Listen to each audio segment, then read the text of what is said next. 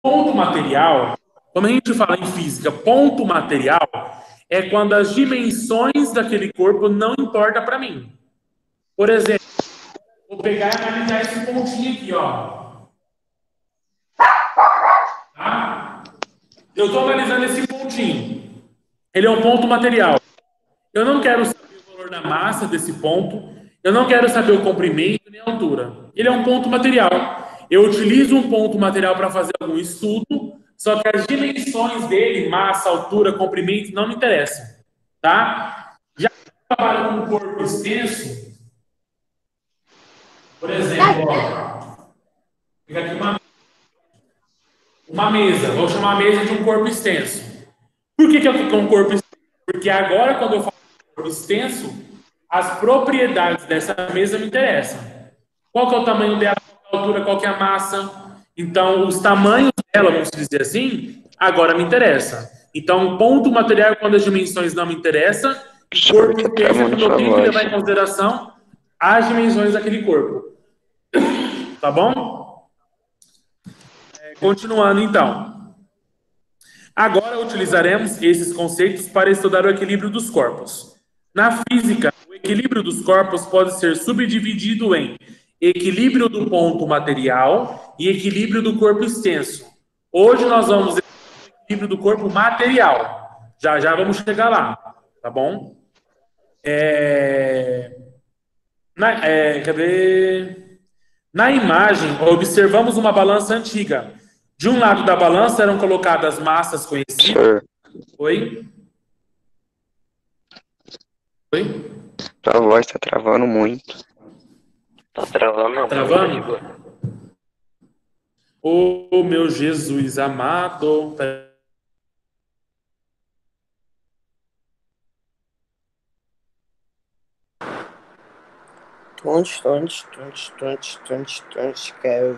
Quero ver.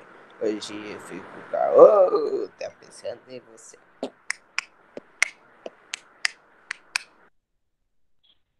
Mano. O professor travou. Do nada travou a câmera dele, travou o áudio dele. Acontece. Tá?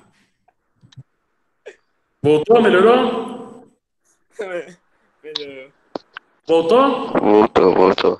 Tá bem. Então vamos lá, continuando, ó. Tô olhando a apostila de vocês aí, ó. Tá? Imagem. Tá todo mundo com a apostila aberta? Sim. Então tá bom. Na imagem, observamos uma balança antiga. De um lado da balança eram colocadas massas conhecidas como os corpos de metal que vemos. Do outro lado, um saco de grãos que era completado até que a balança ficasse nivelada, ou seja, desse em equilíbrio. Então, quando a gente usa lado, também tem alguma condição de equilíbrio. Se a balança está nivelada, quer dizer que o peso de um lado da balança é igual ao peso do outro lado da balança. Não é isso?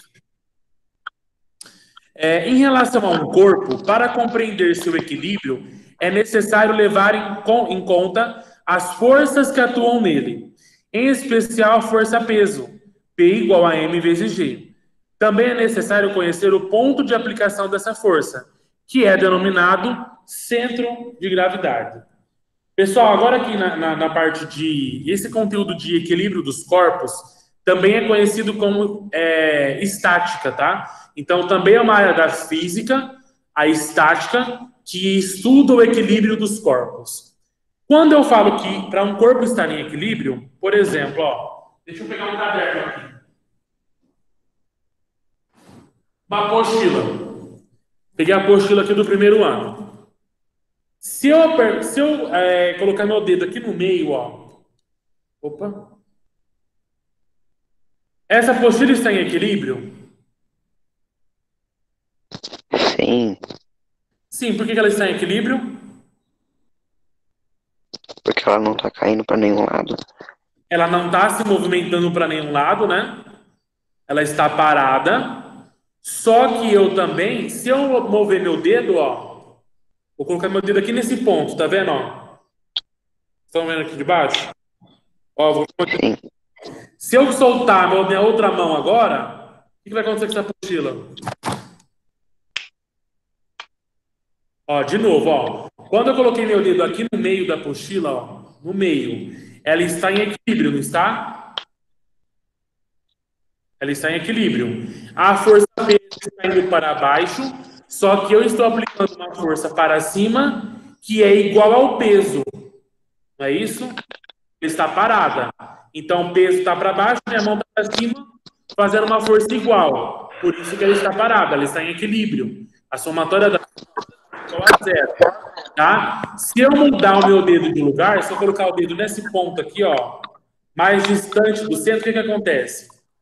A apostila vai cair. Por que isso? Porque para um corpo estar em equilíbrio, eu preciso aplicar uma força no centro de gravidade. O que é o centro de gravidade? É o ponto principal, é o centro do corpo que vai fazer com que ele fique em equilíbrio. Isso é o centro de gravidade. Então, no caso dessa apostila, ó, onde que é o centro de gravidade? Sempre no meio, né? Ó. Quando eu tenho um objeto quadrado, um objeto retangular, onde está o meu centro de gravidade? Está sempre aqui no meio, ó, né? Se eu ficar com o dedo no meio, essa apostila vai ficar em equilíbrio, ó. Mas se eu deslocar o dedo mais para o lado, ó, eu vou sair fora do centro de gravidade. Então, essa apostila ela tende a rotacionar e ela vai sair fora do equilíbrio. Concordam comigo ou não? Então, continuando, ó, centro de gravidade. Observe na imagem a seguir o bug realizando uma curva. Vocês estão vendo aí o bug? O bug está realizando uma curva. Tá, peraí um pouquinho.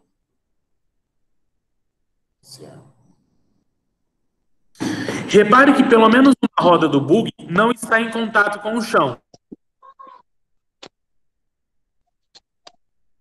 Esse bug aqui da foto, ó, da apostila de bugs, ele está só com uma roda no chão. Ele está quase rotacionando, não está, ó? Tá com uma roda no chão, ele está quase rotacionando. Mas ele não está porque tem uma roda presa. Com essa foto, a gente sabe que ele não vai tombar, né, ó?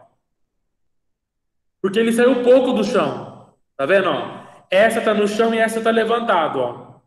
Ele ia tombar. Só que a gente sabe que ele não vai tombar, tá? Já nessa outra foto aqui do carro, ó, vocês acham que esse carro ou não? Nessa segunda foto da apostila, esse carro vai tombar? Vai. Por que esse carro vai tombar?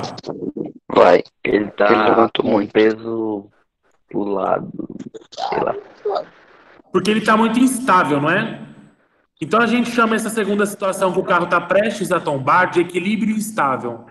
Porque ele está parado, só que a gente sabe que a qualquer momento ele pode tombar. Já o seu primeiro carrinho lá, o bug, a gente sabe que ele está em equilíbrio estável. Porque ele deu uma tombada, mas ele vai voltar para o equilíbrio. Ou seja, a roda dele vai voltar. Então, qual que é a diferença de uma situação a outra? A primeira, por mais que ele rotacionou, ou seja, ele está meio que tombado, a gente sabe que ele não vai cair. Então, a gente chama de equilíbrio estável. Porque a gente sabe que ele vai voltar para o equilíbrio. Quando nessa segunda situação, que o carro, nós percebemos que ele vai tombar, daí eu tenho equilíbrio instável, porque a gente sabe que ele rotacionou, mas a tendência dele é tombar. Então, ele vai virar. Ele não vai mais estar em equilíbrio. Não é isso? Não importa de que forma colocamos a bola, ela sempre permanece em equilíbrio. Nesse caso, chamamos de equilíbrio indiferente. A bola, quando você chuta uma bola, ela sempre vai estar na mesma posição, não é isso? Lógico, se você chutar, ela vai fazer um outro movimento e tal, mas a bola parada, ela sozinha, sem o efeito de nenhuma força, só sob o efeito da força-peso. A bola, ela sempre vai estar em equilíbrio, não vai? Vocês não concordam comigo? Sim. Se você bater nela, ela vai voltar na mesma posição.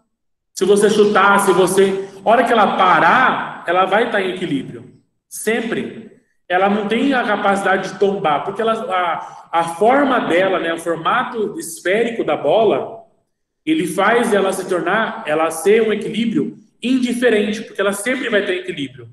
Ela nunca vai ter essa capacidade de tombar. Ela nunca vai cair a bola, por conta dessa... Então, todos os objetos que são esféricos, a gente pode falar que eles vão estar sempre em equilíbrio indiferente. Porque não tem como ele tombar. Tem como você tombar uma bola? Não tem. Se você virar a bola, ela vai continuar do mesmo jeito. Ela vai estar em equilíbrio. Então, por isso que a gente chama de equilíbrio indiferente o caso da bola. Tá bom? Vocês estão conseguindo entender, pessoal? Eu estou lendo a apostila e estou explicando junto com vocês, para vocês entenderem. Tá bom? Continuando, então.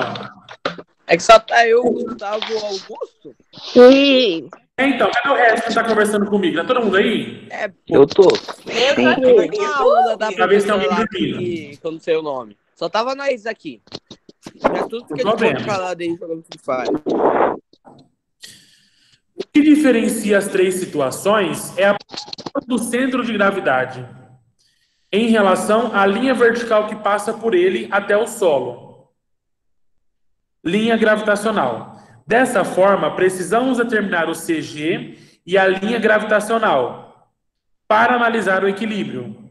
Já já eu vou chegar nessa parte que explica sobre a linha gravitacional, tá bom? Na próxima página. Mas o CG, sempre quando a gente identifica o CG, ele fica sempre no meio da peça. É o centro, ou seja, no meio do objeto. Tá? E isso se esse objeto for regular, ou seja, ele tiver as dimensões certinhas. Agora, tem alguns objetos que eles têm forma irregular. Né? Os lados não são todos iguais. Eu tenho um semicírculo, tenho um círculo, tenho uma reta. Então, nesses casos, o objeto ele é irregular, ele tem um formato todo estranho, aí a gente vai analisar de uma outra forma, beleza? Mas, por enquanto, nós estamos analisando o centro de gravidade de objetos regulares. Por exemplo, um objeto que é um retângulo. Aonde está o centro de gravidade? No meio. Não é isso? O objeto é quadrado. Onde vai estar? No meio. Olha na apostila de vocês aí, ó, tem 4 desenhos. Fala o seguinte.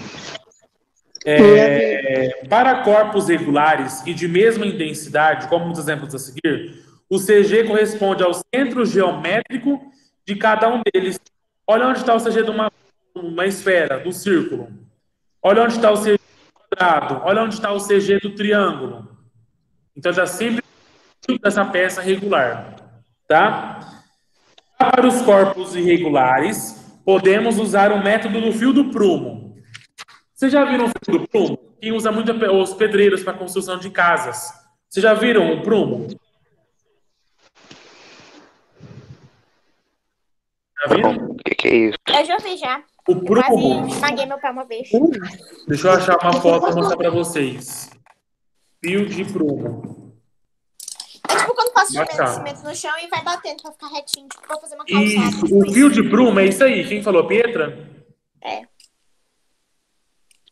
Vou ver se essa foto dá pra Pietro, vocês mais enxergar. pedreiro do que eu. Ah, tá. O fio de prumo, pessoal, ele serve para poder você saber se a parede está alinhada ou não, se ela está reta. Porque imagina, se o pedreiro, nós na escola, quando a gente vai fazer alguma coisa, a gente faz tudo com régua, né? O pedreiro também usa régua, né? Ele usa alguns objetos retos para saber se está reto. Mas como saber se a parede não está torta? Eles utilizam o fio do prumo, porque o prumo ele é um peso. Deixa eu achar uma foto aqui. E o peso na ponta sempre para baixo. Então, com o fio de prumo, a gente consegue saber se esse objeto, se essa parede, por exemplo, ela vai estar alinhada na vertical, tá? Se vai estar reta na vertical.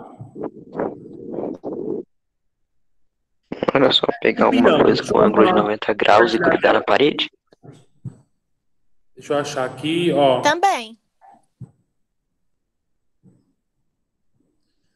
Cadê a foto? Cabeção. Compartilhar a tela para mostrar o fio de prumo. Para os cabeção que não conhecem o fio de prumo. Aqui. Estão vendo? Nossa. Tá vendo que ele parece um peão, ó. Mas aqui que é o fio do prumo. Tá vendo aqui o pedreiro utilizando o fio do prumo para poder ver na parede? Se a parede está reta? Sim. Então, o fio do prumo ele serve justamente para isso, para saber o alinhamento, se está reto ou não. Então, quando a gente tem objetos irregulares, olha na apostila de vocês aqui na página 138, ó. A guitarra, o seu centro de gravidade da guitarra. Como é que eu vou saber? Com o fio do prumo. Ele alinha o fio do prumo aqui na direção vertical, ó. Então ele sabe que aqui no meio, ó, vai ser uma linha gravitacional da guitarra, aqui no meio, ó. O primeiro desenho, ó. Ele passa o fio do prumo. Aí ele deita a guitarra e ele vê também na horizontal qual que vai ter o alinhamento. Onde essas duas linhas se cruzam é o centro de gravidade desse objeto irregular. Por que é um objeto irregular? Vocês estão vendo que a guitarra, ó, ela é fina aqui, mais grossa aqui atrás, ela é um círculo aqui, ela vai à ponta ali, ó. Então o formato dela é todo irregular, é todo torto, vamos dizer assim. Então, para a gente descobrir o centro de gravidade de objetos irregulares, nós utilizamos o fio de prumo. Primeiro nós vemos o alinhamento na vertical, depois na horizontal. Onde essas duas linhas se cruzam aqui no meio, ó, é o centro de gravidade do objeto. Tá bom? Então, onde as duas linhas se cruzam é o centro de gravidade. Quando você não tem um objeto irregular, você não consegue identificar aonde é o meio da peça. Tá bom? Então, continuando. Após... Quem que mandou? Eduardo Machado. Após uma corda no objeto, em ponto próximo à borda, deixamos que ela gire livremente até parar. Enfim, está explicando o que você vai explicar agora, né? Uma vez determinado o CG, o centro de gravidade, podemos traçar a linha gravitacional. Vamos retomar o exemplo inicial dos veículos. Então, preste atenção. Para a gente desenhar a linha gravitacional, você precisa primeiro descobrir aonde é o centro de gravidade. Como é que você descobre o centro de gravidade para objetos regulares? Perguntando para vocês agora. Como é que a gente descobre o centro de gravidade para objetos regulares?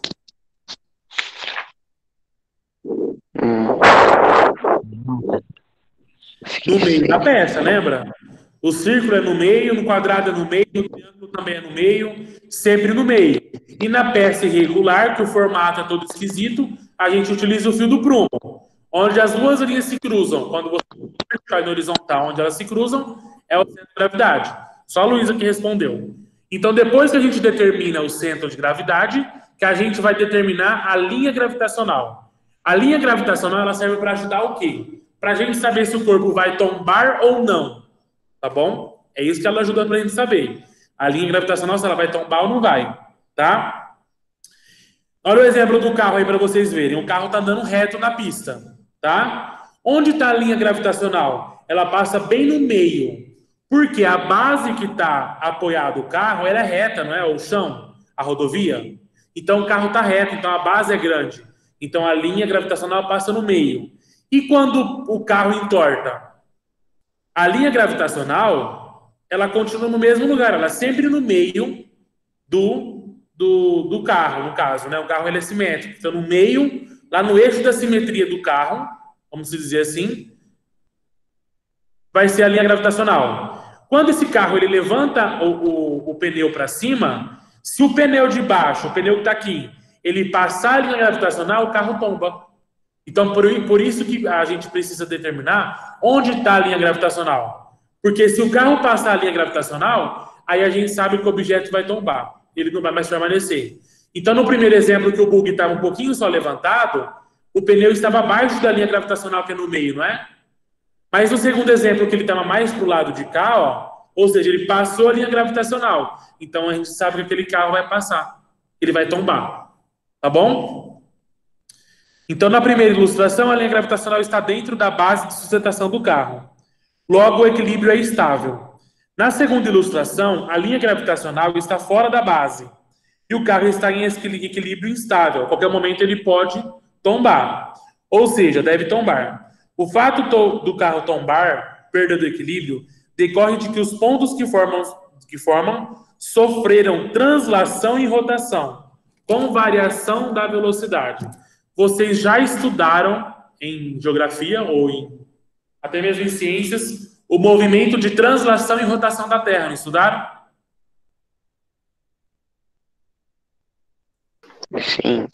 Sim. Já estudaram, né? O que é o movimento de translação da Terra?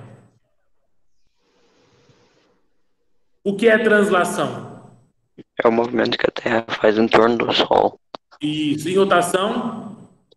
É o movimento que a Terra faz em torno dela mesma. Isso, muito bem. Gustavo, você está show de bola, hein?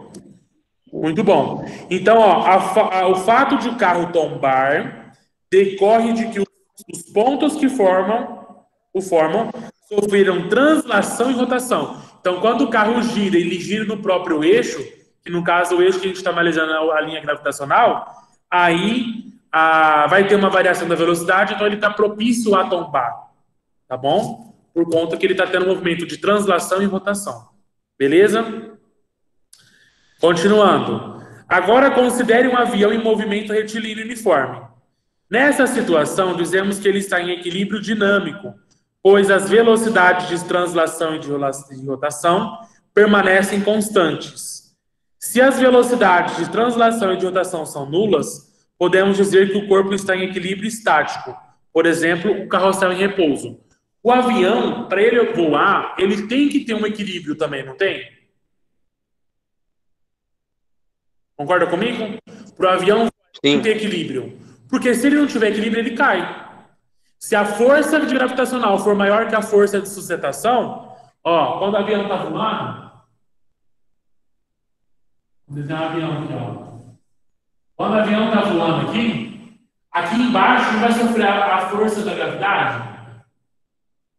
Não é isso?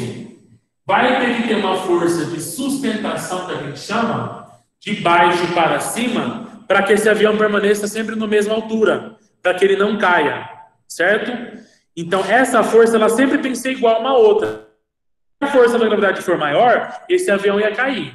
Se a força de sustentação fosse maior, ele ia subir, concorda? Então, ele tem que sempre manter uma velocidade constante, sempre na mesma posição, de rotação e translação, porque se ele rotacionar, ó, presta atenção, se ele rotacionar, ele, dependendo se ele não estiver na velocidade constante, o avião, toda vez que ele vai descer, por exemplo, um pouso, ele vai subir, ele nunca pode rotacionar diminuindo a velocidade muito alta. Ele tem que manter uma certa velocidade constante quando ele faz o movimento de rotação.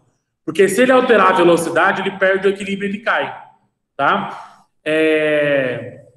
Já viram falar quando o avião estola, uma coisa assim? Ah, o avião estolou, quer dizer o quê? Ele perdeu a sustentação, então ele saiu fora do equilíbrio e ele começa a cair de bico, porque ele saiu fora do equilíbrio dinâmico, tá? Então, como o avião está em movimento, mas ele também está em equilíbrio, então a gente fala que o avião ele está em equilíbrio dinâmico, tá? Porque ele está em movimento, mas mesmo em movimento ele está em equilíbrio, tá bom? Pessoal, vocês estão conseguindo entender? Tá todo mundo quietinho, é até ruim de falar assim. Sim. Tá tranquilo, eu tenho que te escutar, professor. Eu tenho que ficar em silêncio para aprender. Tá bom, muito bem. Ninguém tem dúvida? Ninguém quer perguntar nada? É fácil essa parte do equilíbrio, né? Você já tem uma noçãozinha assim. Vocês já são... É, molinho. Não é? Sim, mais fácil. Vai entender. Mais fácil. Agora vamos lá, só pra gente... Falta 5 minutinhos. Se dá tempo de explicar. Tá. Equilíbrio de ponto material. Imagine um carro numa rodovia. Como suas dimensões são desprezíveis em relação ao referencial adotado, ele pode ser considerado ponto material. Isso depende, tá? Para o carro ser considerado um ponto material ou um corpo extenso, vai depender da situação. Tá bom? Depende do quê? Da referência. Mas o carro ele pode ser tanto ponto material como um corpo extenso. Tá bom? Quando consideramos o corpo ponto material, devemos considerar apenas a possibilidade de movimento de translação, pois a rotação de um ponto não muda em nada a situação problema. Ou seja, um ponto material é quando esse corpo material, esse ponto material, ele não gira, tá? Ele não sofre rotação em torno do próprio eixo. Ele pode se movimentar. Então, no carro, a probabilidade dele ter uma rotação, né? Vamos utilizar a probabilidade do carro rotacionar. É muito difícil, só em casos de acidentes, mas em situações naturais é difícil o carro tombar, não é isso? Então a gente considera o carro um ponto material por conta disso, porque a possibilidade de giro dele é muito diferente. É muito difícil acontecer. Né? Se eu tenho uma balança, a capacidade dessa balança girar é 100%, porque ela trabalha com esse giro, né? Aquelas balanças de peso, né? Quando o peso está maior, ela gira para cá. Quando o peso está maior, ela gira. Então, quando o corpo ele não tem capacidade de giro pelo próprio eixo, a gente considera esse corpo como ponto material, tá bom? Só se esse corpo se movimenta, no movimento de translação, aí ele também é um ponto material. Se ele rotacionar, aí já é corpo extenso, que é o próximo conteúdo.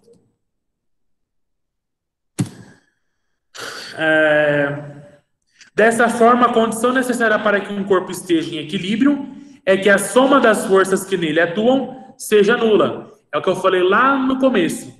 Para um ponto material estar em equilíbrio, para um corpo estar em equilíbrio, a somatória das forças que atuam sobre ele tem que ser igual a zero. Tá bom? Então, a força resultante que atua sobre ele tem que ser igual a zero. Não é isso? Ao seguir, podemos observar duas situações de equilíbrio de ponto material. Se o corpo tem velocidade constante, dizemos que ele está em equilíbrio dinâmico, que é o exemplo do avião. Quando o corpo está em repouso, dizemos que ele está em equilíbrio estático, porque ele está parado, no exemplo do carrossel. Tá bom? Então vamos lá, vamos dar um exemplo aqui para. Vamos supor que eu tenho pendurado aqui, ó, em duas cordas, eu tenho uma caixa pendurada nessas duas cordas. Qual que é a situação para essa caixa estar em equilíbrio? Essa caixa ela vai girar da forma que ela está ali? Não vai. Ela vai girar em torno do corpo? Não. Não, então é um ponto material, né? Primeiro passo. Se ela não gira, é um ponto material. Como é que a gente analisa para saber se essa caixa está em equilíbrio? Eu vou analisar todas as forças que atuam nessa caixa, não é? E falar que essas forças são iguais a zero. Então, por exemplo, ó, eu não tenho uma força de tração aqui. Não tenho uma força de tração aqui, não tenho um peso aqui. Sim. Não são essas as forças que estão agindo nessa caixa? Nós já estudamos as forças. Então, essa caixa vai ter uma força-peso. E por conta que eu tenho uma corda segurando essa caixa, eu vou ter a tração segurando nessa caixa. Qual força essa caixa? Para ela estar em equilíbrio, o que tem que acontecer com essa caixa? As duas forças têm que ser igual. As forças têm que ser igual a zero, né? Então, o peso menos, porque o peso está para um lado, né? E a tração está para o outro, né? O peso e a tração tem que ser igual a zero. Então, vou partir do pressuposto que a força resultante que está atuando aqui tem que ser igual a zero. Mas qual que é a força resultante? Não é o peso que vai ser maior que a tração? Não é isso? Então, para essa caixa estar em equilíbrio, ó, o peso tem que ser igual ao quê? A tração. Concorda? Se o valor do peso for igual à tração, essa caixa não vai estar em equilíbrio? Por exemplo, se o peso tem um valor de 10 newtons e a tração tem um valor de 10 newtons, essa caixa não vai estar em equilíbrio? Então, aí eu falo que ela está em equilíbrio estático, tá bom? Porque a força resultante é igual a zero. Mas qual é a força resultante? A força resultante não é o peso, que provavelmente vai ser maior que o peso da corda, por exemplo. Então, a força resultante é o peso menos a tração, porque a tração está no sentido contrário à força-peso. Então, a força resultante é o peso menos a tração. Tem que ser igual a zero. Então, para essa caixa estar em equilíbrio, eu jogo o menos T para o outro lado e vira o quê? Vira T. Então, para essa caixa estar em equilíbrio, o peso tem que ser igual à tração. Porque se o peso vale 10 e a tração vale 10, quer dizer que a somatória dessas forças, eu vou ter 10 para baixo, 10 para cima, aí esse corpo está em equilíbrio, né? Ele não vai estar se movimentando nem para baixo nem para cima. Certo? Todo mundo entendeu? Sim. Mais ou menos, mais ou menos. Mais ou menos? Faz o seguinte, ó, eu vou interromper a gravação, que a nossa aula acabou. Eu vou postar esse vídeo. Vou postar o vídeo lá no Que é Mágico.